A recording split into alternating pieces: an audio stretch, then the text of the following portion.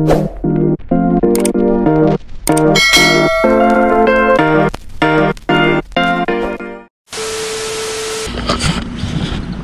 guys, ayun, at gusto kayong lahat for today's video.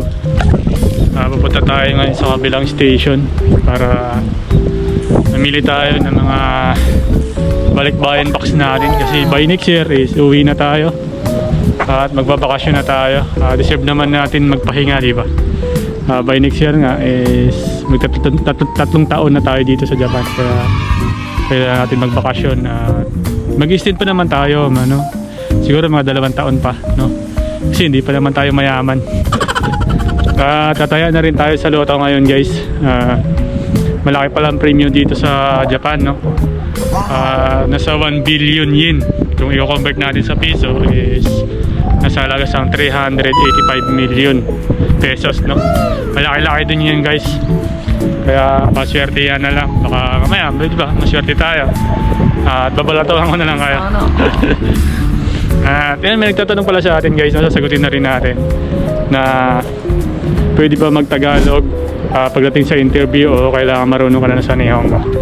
Okay, sasagutin natin yung guys. Nandito pala tayo sa train station. Yan, bili lang tayo ng ticket. Okay, mamaya na lang ulit, guys. Pa-update ko kayo. Bye-bye.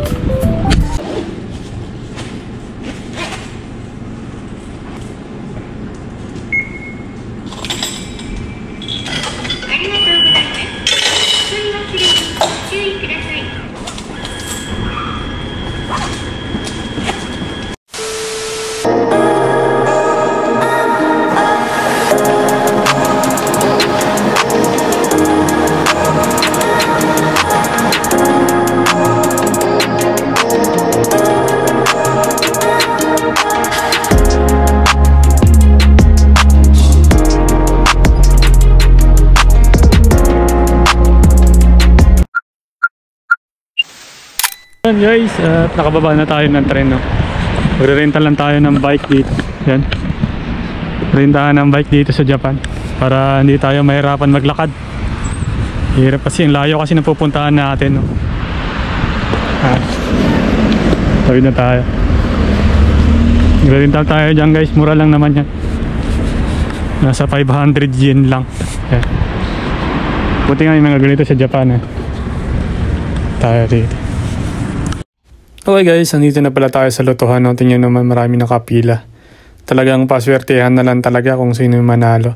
Sana pala rin tayo at para makauwi na tayo sa Pilipinas at para maging mayaman na rin tayo.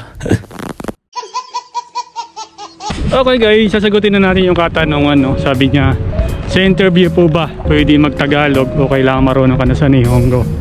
Pagdating sa interview, guys, pag bago pa lang kasi tayo, Tagalog lang yung sabihin nyo, no? Pagdating sa interview. Kasi kami noon is Tagalog lang yung sinagot namin.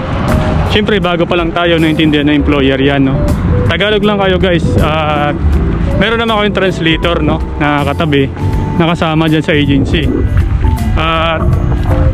Kami kasi noon, tinuruan kami, nag-apply kami na interview kami, tinuruan muna kami mag-Gikosukay. Yung Gikosukay, guys, is ano yun, no? Self-introduction.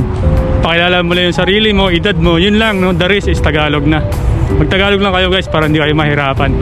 At naintindihan naman ng employer yan, no? Siyempre, wala pa tayo masyadong alam sa Nihongo. Pero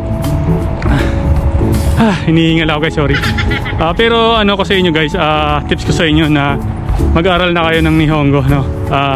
Mag-advance na kayo para pag nasilik kayo na employer, hindi na kayo mahirapan, hindi na kailangan mag-adjust pagdating sa pag-aaral ng Nihongo. Mahirap naman talaga yung Nihongo, guys, hindi naman talaga nung kadali, no?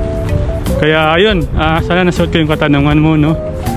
At sana may natutunan naman kayo ngayong araw. Tagalog lang kayo, guys, pag mag-English kasi medyo mahirapan din tayo, pautal-utal pa tayo. Doon na lang kayo sa Tagalog para dire-diretso yung sasabihin nyo. Yun, guys, lagi lang kayong positive sa sarili nyo. Try lang kayo, no? Sana I hope na masilik na kayo papunta dito sa Japan. Ayan, guys, at hanggang dito na lang video ko, and pauwi na pala ako. Bye bye.